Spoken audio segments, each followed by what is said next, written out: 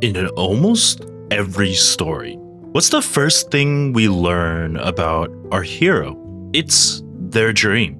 Luffy wants to be the king of pirates.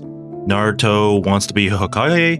It's that grand, noble goal that drives them and us through hundreds of episodes. But what if a hero's dream wasn't grand at all? What if their ultimate goal was just to eat bread and jam? Well, there's a concept in psychology called Maslow's hierarchy of needs. It's a pyramid that shows what motivates us as humans. At the very bottom, you have your basic psychological needs: food, water, shelter. Then comes safety, then love and belonging, then esteem, and only at the very top, self-actualization, the desire to become the most that one can be. That's where most of our heroes live, at the top of the pyramid. So what happens when a writer creates a protagonist who starts at the absolute bottom? A character so beat down by life that they've never had the luxury of even thinking about a grand dream. Well, you get a character like Denji from Chainsaw Man. And today, I'm gonna argue that his simple, almost pathetic motivations don't make anime's worst hero. They're exactly what makes him the best protagonist. Writers love a tragic backstory, but they usually give their protagonists more positive traits than negative ones. The hero might be an orphan, but they're still kind and heroic and charming.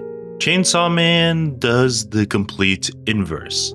It gives us Denji, who feels less like a hero and more like a child. He grew up in brutal circumstances, saddled with his father's debt, with no opportunity, and surrounded by immense violence. For him, life isn't about dreams. It's about survival, plain and simple. The story never shies away from showing how messed up a person would be in that situation. This is why his goals are small.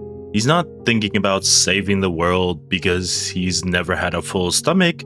This makes him a perfect example of a alien protagonist, a character that acts complete opposite to what we expect from the main focus of the show. He's weird, uncanny, and socially stunted.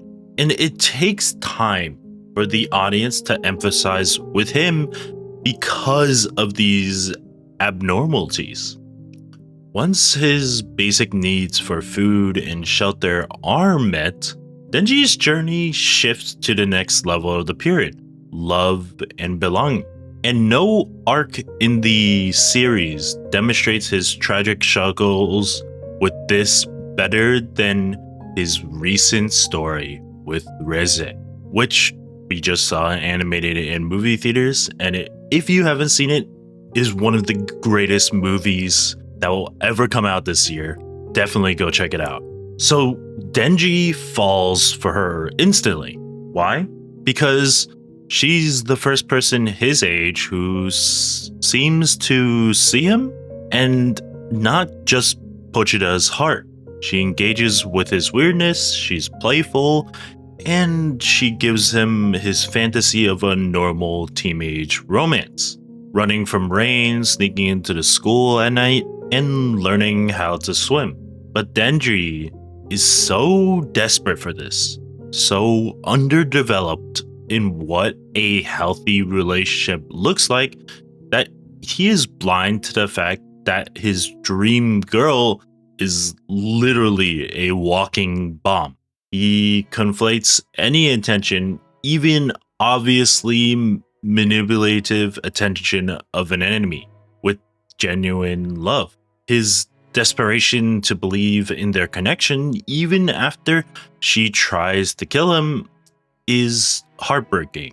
It's a raw, uncomfortable, and painfully realistic look at a kid who's been so starved of affection that he's willing to take it from anyone, no matter the cost.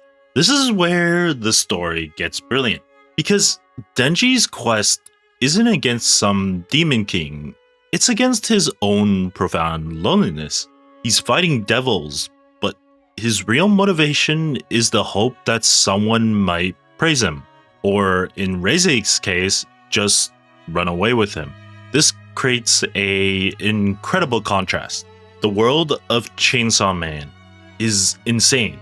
It's filled with cosmic horrors, government conspiracies, and as we see in the movie, hybrid level threats that can wipe out a city block. And at the very center of it all is a kid whose only concern is trying to figure out if the girl he likes also likes him back. This contrast makes the story work so well. Denji's simple, grounded motivations prevents the story from spinning off into absurdity. He's our anchor. The plot might be about preventing the apocalypse, but Denji's personal story is about trying to make a friend or figuring out what it feels like to go on a real date.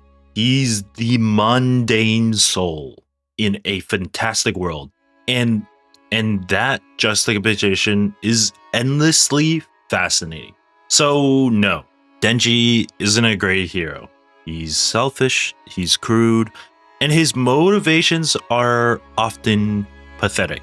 He's not the guy you look up to, but he's phenomenal protagonist. His story is a reminder that before anyone can dream of becoming Hokage or King of Pirates, they first have to dream of a warm bed and a full meal. His journey isn't about getting stronger. It's about becoming more human.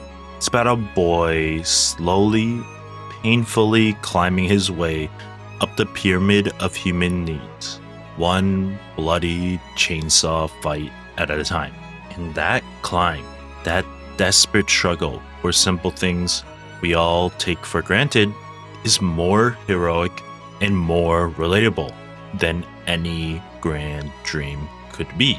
Thanks for watching, and if you enjoyed this breakdown, you'll probably enjoy the 2 other videos I posted today. See you next week.